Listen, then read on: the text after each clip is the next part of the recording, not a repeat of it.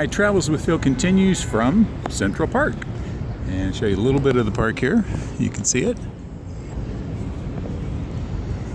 Around there's downtown, so I'm on the south end of Central Park, just before Central Park Boulevard. And see what I'm sitting on here? Oops. This rock? This rock right here. Yep, same as this rock over here.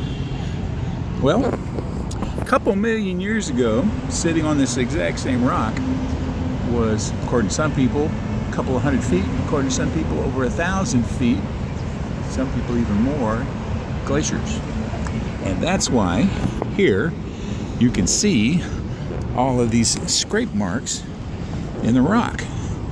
Because when you've got tons and tons and tons and tons of rock, or of ice, moving across here, and when it's got little bitty rocks inside it, it scrapes it out.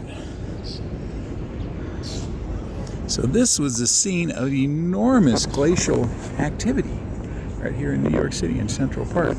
Now this is the reason why, these rocks you see right here, this is the reason why you can see all these enormous buildings here, because they are part of the bedrock. And they can build heavy stuff on it. Now when it's sedimentary, you can't really build super heavy on top of it unless you go all the way down to the bedrock.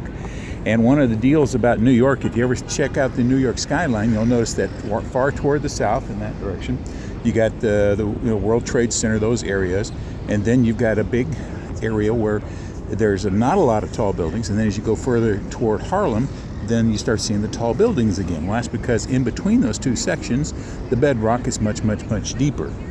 And over the eons, more and more stuff started piling up on top of it. But that's why you see, now they intentionally left these rocks here on purpose, but literally, according to one tour guide, they had to blast out more rocks in here. They used more dynamite, more explosives to create Central Park than they used in all of the Battle of Gettysburg. Literally, one guy had a great line. He says that Central Park is a landscape painting using landscape to paint it. Natural art. But this was where glaciers were a couple million years ago. Travels with Phil continues.